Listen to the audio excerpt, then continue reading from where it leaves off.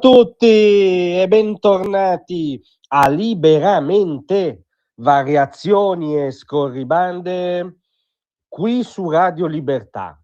Allora, nel pazzotico dibattito italico ci mancava in effetti questa figura, l'imam per il no, il predicatore islamico per il no al referendum sulla giustizia. Ma che diavolo di putpurri è, che mescolone impazzito state raccontando? Stiamo riferendo un interessantissimo, in quanto specchio dei tempi, articolo uscito sul Giornale, a firma di Francesco Giubilei, che racconta le dubbie, diciamo, imprese dialettiche del signor Brahim Baia, imam torinese e influencer con un vasto seguito social, diciamo, nel mondo islamico, che ha fatto, racconta il Giornale, nei giorni scorsi una intemerata video che ha messo sui suoi social, per denunciare anzitutto ovviamente un clima di repressione e islamofobia imperante in Italia.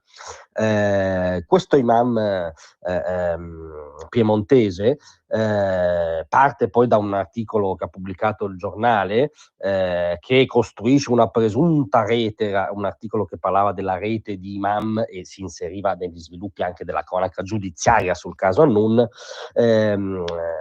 E invece, secondo questo signor Baia, che è tra l'altro vicino all'imam, l'altro imam torinese Sain, di cui era stata chiesta l'espulsione dall'Italia, sostiene che questo articolo ha colpito tutti coloro che hanno espresso solidarietà, partecipato a mobilitazioni o difeso pubblicamente chi è sotto accusa. Ma la cosa davvero interessante è che a un certo punto, con un salto logico che non siamo all'altezza di indagare, attacca il governo, la Presidente del Consiglio Meloni, la maggioranza, in quanto ovviamente in primis responsabile del clima islamofobo, e poi per il referendum sulla giustizia, perché per il signor Baia il governo non rispetta la separazione dei poteri, che in viceversa, voi sapete, è proprio una delle architravi della Sharia, no? Cioè la legge islamica prevede proprio un assetto di separazione dei poteri, diciamo ricalcato su quello codificato dal barone di Montesquieu, no? È proprio tiene la Sharia proprio è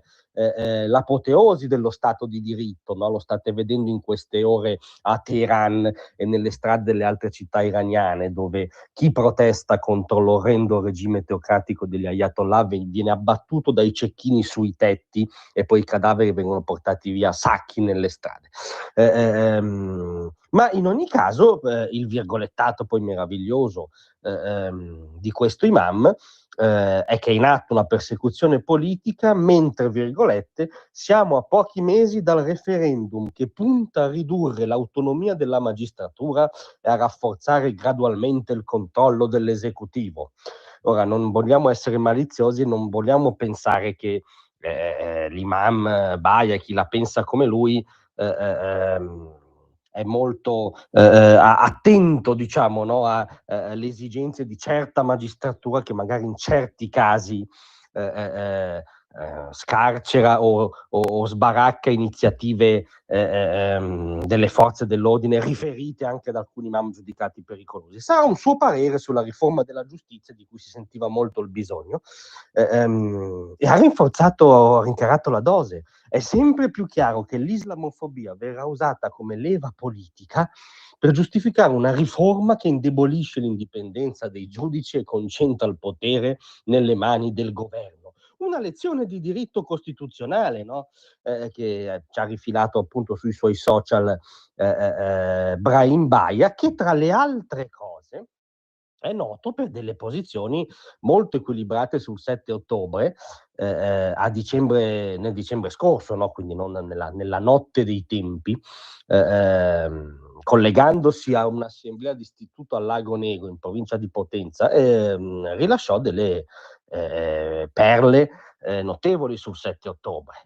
Sappiamo che il 7 ottobre non è un inizio, ma solo una conseguenza di un'occupazione che prosegue da 80 anni, ovviamente. Queste ormai sono le tesi dell'ONU, non c'è più differenza tra l'ONU e gli imam più o meno estremisti, e poi fece il paragone rivoltante, inascoltabile, si è riferito a un pogrom, con la rivolta del ghetto di Varsavia. Gli ebrei nel ghetto si ribellarono agli aguzzini tedeschi e hanno fatto delle cose che non sono molto civili. Però da persone affamate, sotto embargo, uccise, non si può aspettare una reazione non violenta. Se tu mi affami e mi uccidi, non puoi aspettarti da me chissà cosa. Quindi il 7 ottobre il pogrom e il macello dell'ebreo in quanto ebreo, uguale alla rivolta del ghetto di Varsavia contro i nazisti.